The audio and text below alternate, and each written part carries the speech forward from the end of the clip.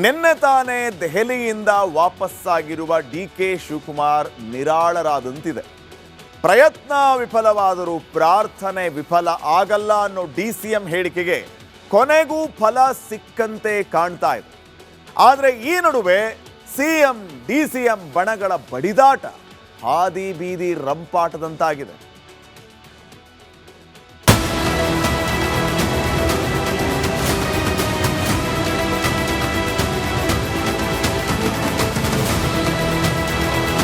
ರಾಜ್ಯದಲ್ಲಿ CM ಕುರ್ಚಿಗಾಗಿ ನಡೆಯುತ್ತಿರೋ power fight ತಾರಕಕ್ಕೇರಿದೆ. ಸತತ ಪ್ರಯತ್ನದ ಫಲವಾಗಿ ನಿನ್ನೆ ರಾಹುಲ್ ಗಾಂಧಿ ಅವರನ್ನ ಡಿಕೆಶಿ ಭೇಟಿ ಮಾಡಿದ್ದು ಹಲವು ರೀತಿಯ ಚರ್ಚೆಗಳು ಶುರುವಾಗಿದೆ. ಡಿಕೆಶಿ ಶುಭಕಾಲ ಬಂತೆಂದು ಆಪ್ತರು ಮನದಲ್ಲೇ ಬಂಡಿಗೆ ತಿಂತಿದ್ರೆ ಸಿದ್ದರಾಮಯ್ಯ ಬಣದವರು ಬುಸ್ ಕೊಡ್ತಿದ್ದಾರೆ. ಕೊನೆಗೂ ಫಲಿಸಿದ ಡಿಕೆಶಿ ಪ್ರಾರ್ಥನೆಯ ಫಲ. ಡಿಸಿಎಂ ಮುಖ್ಯಮಂತ್ರಿ ಆಗೋ ಕಾಲ ಬಂತ.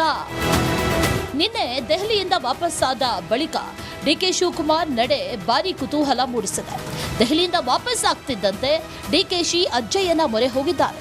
ತುಮಕೂರಿನ ನೊಡವಿನ ಕೆರೆಗೆ ಡಿಸಿಎಂ ಡಿಕೆಶಿ ಭೇಟಿ ನೀಡಿದ್ದು ಅಜ್ಜಯ್ಯನ ಆಶೀರ್ವಾದ ಪಡೆದಿದ್ದಾರೆ.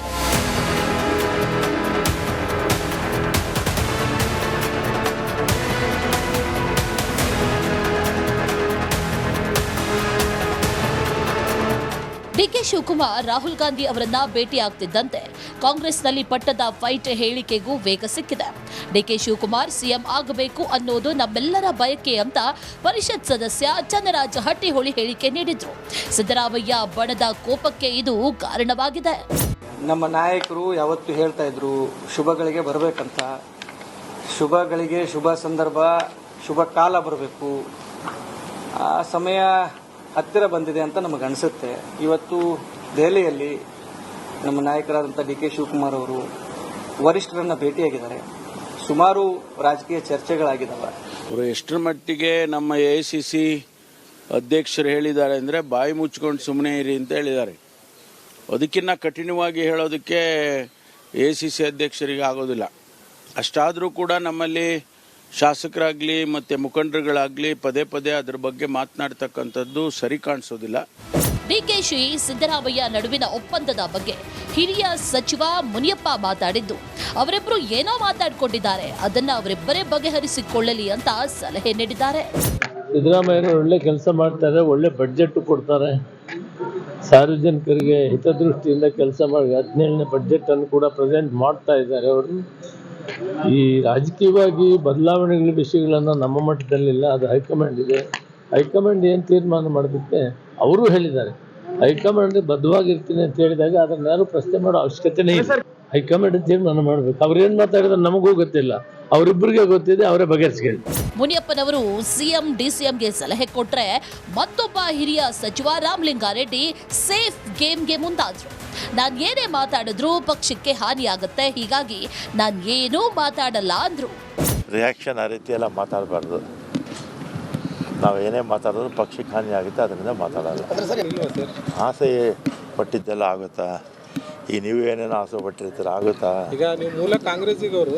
ಇನ್ನು ಪವರ್ ಫೈಟ್ ಬಗ್ಗೆ ಬೆಂಗಳೂರಿನಲ್ಲಿ ಡಿಸಿಎಂ ಡಿಕೆಶಿ ಮಾತನಾಡಿದ್ದು, ಎಲ್ಲಿ ಶ್ರಮ ಇದೆಯೋ ಅಲ್ಲಿ ಫಲ ಇದೆ, ಎಲ್ಲಿ ಭಕ್ತಿ ಇದೆಯೋ ಅಲ್ಲಿ ಭಗವಂತ ಇದ್ದಾನೆ ಅನ್ನೋ ಮೂಲಕ ಮತ್ತದೇ ಮಾರ್ಮಿಕ ಮಾತುಗಳನ್ನಾಡಿದ್ದಾರೆ.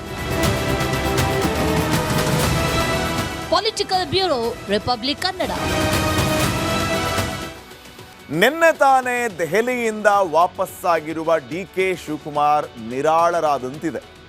ಪ್ರಯತ್ನ ವಿಫಲವಾದರೂ ಪ್ರಾರ್ಥನೆ ವಿಫಲ ಆಗಲ್ಲ ಅನ್ನೋ ಡಿ.ಸಿ.ಎಂ ಹೇಳಿಕೆಗೆ ಕೊನೆಗೂ ಫಲ ಸಿಕ್ಕಂತೆ ಕಾಣ್ತಾ ಇದೆ. ಆದರೆ ಈ ನಡುವೆ ಸಿಎಂ ಡಿ.ಸಿ.ಎಂ ಬಣಗಳ ಬಡಿದಾಟ ಹಾದಿ ಬೀದಿ ರಂಪಾಟದಂತಾಗಿದೆ.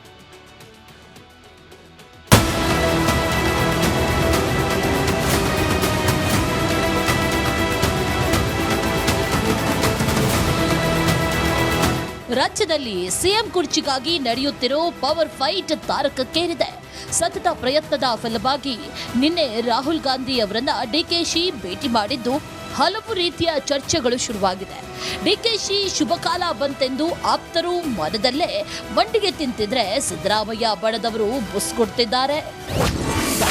ಕೊನೆಗೂ ಫಲಿಸಿದ ಡಿಕೆಶಿ ಪ್ರಾರ್ಥನೆಯ ಫಲ.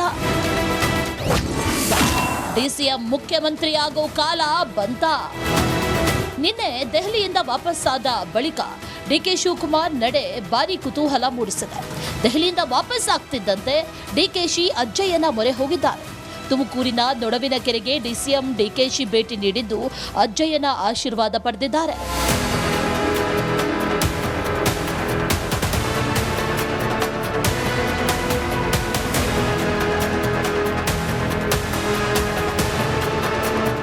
ಡಿಕೆ ಶಿವಕುಮಾರ್ ರಾಹುಲ್ ಗಾಂಧಿ ಅವರನ್ನ ಭೇಟಿಯಾಗ್ತಿದ್ದಂತೆ ಕಾಂಗ್ರೆಸ್ನಲ್ಲಿ ಪಟ್ಟದ ಫೈಟ್ ಹೇಳಿಕೆಗೂ ವೇಗ ಸಿಕ್ಕಿದೆ. ಡಿಕೆ ಶಿವಕುಮಾರ್ ಸಿಎಂ ಆಗಬೇಕು ಅನ್ನೋದು ನಮ್ಮೆಲ್ಲರ ಬಯಕೆ ಅಂತ ಪರಿಷತ್ ಸದಸ್ಯ ಚನ್ನರಾಜ ಹಟ್ಟಿಹೊಳಿ ಹೇಳಿಕೆ ನೀಡಿದ್ರು. ಸಿದ್ದರಾಮಯ್ಯ ಬಣದ ಕೋಪಕ್ಕೆ ಇದು ಕಾರಣವಾಗಿದೆ. ನಮ್ಮ ನಾಯಕರು ಯಾವತ್ತು ಹೇಳ್ತಾ ಇದ್ರು ಶುಭಗಳಿಗೆ ಬರಬೇಕಂತ. ಶುಭಗಳಿಗೆ ಶುಭ ಸಂದರ್ಭ, ಶುಭ ಕಾಲ ಬರಬೇಕು. ಆ ಸಮಯ ಹತ್ತಿರ ಬಂದಿದೆ ಅಂತ ನಮಗೆ ಅನಿಸುತ್ತೆ. ಇವತ್ತು ದೆಹಲಿಯಲ್ಲಿ ನಮ್ಮ ನಾಯಕರಾದಂಥ ಡಿ ಕೆ ಶಿವಕುಮಾರ್ ಅವರು ವರಿಷ್ಠರನ್ನ ಭೇಟಿಯಾಗಿದ್ದಾರೆ. ಸುಮಾರು ರಾಜಕೀಯ ಚರ್ಚೆಗಳಾಗಿದ್ದಾವೆ.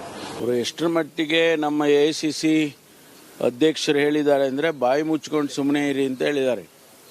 ಅದಕ್ಕಿಂತ ಕಠಿಣವಾಗಿ ಹೇಳೋದಕ್ಕೆ AICC ಅಧ್ಯಕ್ಷರಿಗೆ ಆಗೋದಿಲ್ಲ. ಅಷ್ಟಾದರೂ ಕೂಡ ನಮ್ಮಲ್ಲಿ ಶಾಸಕರಾಗಲಿ ಮತ್ತು ಮುಖಂಡರುಗಳಾಗಲಿ ಪದೇ ಪದೇ ಅದರ ಬಗ್ಗೆ ಮಾತನಾಡ್ತಕ್ಕಂಥದ್ದು ಸರಿ ಕಾಣಿಸೋದಿಲ್ಲ. ಡಿಕೆಶಿ ಸಿದ್ದರಾಮಯ್ಯ ನಡುವಿನ ಒಪ್ಪಂದದ ಬಗ್ಗೆ ಹಿರಿಯ ಸಚಿವ ಮುನಿಯಪ್ಪ ಮಾತಾಡಿದ್ದು, ಅವರಿಬ್ಬರು ಏನೋ ಮಾತಾಡಿಕೊಂಡಿದ್ದಾರೆ, ಅದನ್ನ ಅವರಿಬ್ಬರೇ ಬಗೆಹರಿಸಿಕೊಳ್ಳಲಿ ಅಂತ ಸಲಹೆ ನೀಡಿದ್ದಾರೆ. ಸಿದ್ದರಾಮಯ್ಯರು ಒಳ್ಳೆ ಕೆಲಸ ಮಾಡ್ತಾರೆ, ಒಳ್ಳೆ ಬಡ್ಜೆಟ್ ಕೊಡ್ತಾರೆ, ಸಾರ್ವಜನಿಕರಿಗೆ ಹಿತದೃಷ್ಟಿಯಿಂದ ಕೆಲಸ ಮಾಡಿ 17ನೇ ಬಡ್ಜೆಟ್ ಅನ್ನು ಕೂಡ ಪ್ರೆಸೆಂಟ್ ಮಾಡ್ತಾ ಇದ್ದಾರೆ. ಅವರು ಈ ರಾಜಕೀಯವಾಗಿ ಬದಲಾವಣೆಗಳ ವಿಷಯಗಳನ್ನು ನಮ್ಮ ಮಟ್ಟದಲ್ಲಿಲ್ಲ, ಅದು ಹೈಕಮಾಂಡ್ ಇದೆ. ಹೈಕಮಾಂಡ್ ಏನು ತೀರ್ಮಾನ ಮಾಡೋದಕ್ಕೆ ಅವರು ಹೇಳಿದ್ದಾರೆ.